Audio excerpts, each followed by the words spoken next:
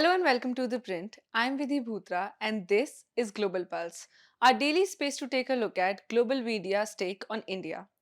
The weekend saw Dharmendra Pradhan resign as the education minister following days of protest, and now global media is zooming out to look at what the movement means for Prime Minister Narendra Modi and his government, and how CJP founder Abhijit Dipke became an accidental hero. Writing in the Financial Times, Michael Stott says, for the first time in his long political career, Indian Prime Minister Narendra Modi's aura of political invincibility appears to have been punctured. The 2 month long protests over the NEET paper leak forced the government into a humiliating climb down, with Union Education Minister Dharmendra Pradhan's resignation, the Financial Times reports. And Stott writes, long accustomed to getting his own way, Modi had to swallow the spectacle of two of his ministers sitting stony faced as representatives from the CJP, which led the protests, announced to waiting media that the government had agreed to meet all their demands. The CJP, meanwhile, summed up the moment on social media in a single line: Bro created a movement out of literally nothing. But Stott, citing analysts, points to something that could be more worrying for Modi. The movement has now grown beyond the NEET paper leak issue. It has come to encompass broader frustrations. These include rising joblessness among graduates and a lack of quality, well paid jobs for India's 370 million youth population, the world's largest, Stott writes. India has recorded annual economic growth of more than 6% in recent years and remains among the world's fastest growing major economies. But Stott says the challenge is that more young people are entering the workforce, while expectations are also rising, partly fueled by Modi's goal of making India a developed nation by 2047. So the economy, as Stott writes, will need to grow even faster to meet voters' aspiration. Over at the New York Times, Shaukat Nanda and Anuprita Das turned their attention to Abhijit Dipke and the unlikely story of how he brought the movement to life. Following Pradhan's resignation, as people cheered and celebrated, Nanda and Das write that Dipke cemented his status as a folk hero. He had taken on the government of Prime Minister Narendra Modi and scored a victory, they write. And the remarkable thing is how recently Dipke was just an ordinary international student from India. Nanda and Das describe him as someone with a master's degree in public relations from Boston University, squeezing in workouts in between applying for jobs and playing FIFA soccer on his PlayStation. Then came Justice Suryakant's reference to India's youth as cockroaches. Dipke responded on X, what if all cockroaches came together? And the New York Times says this timing was impeccable.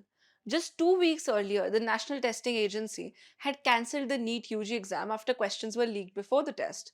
NYT writes, such leaks are almost endemic to India's education system and regularly prompt fury and frustration. And to bring lasting change, though, Mr. Deepke and others spearheading the cockroach movement would have to figure out a way to alchemize the energy of the nascent movement.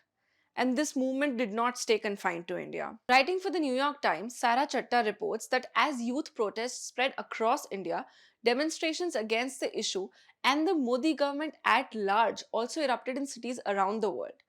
Take Arsh Chauhan. The New York Times describes him as someone who doesn't usually go to protests.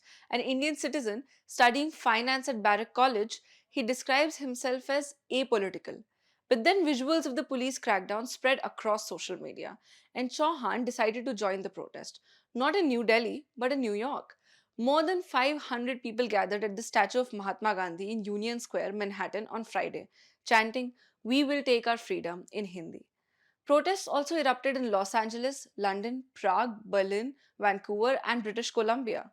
Sarah writes that directed at India's Prime Minister Narendra Modi and at the country's education minister, the diaspora protests focused on issues in the Indian education system and the lack of job opportunities. The protests were led by a group called Hindus for Human Rights in America and Australia, the report says. And Sunita Vishwanath, the group's executive director, tells the NYT, in the past week, the global Indian diaspora spontaneously organized diverse solidarity rallies, large and small, all over the world. And finally, from protest to the boxing ring, the BBC's Anisha Ghosh profiles Jasmine Lamboria, the Indian Army's first woman boxer who is now chasing Commonwealth gold.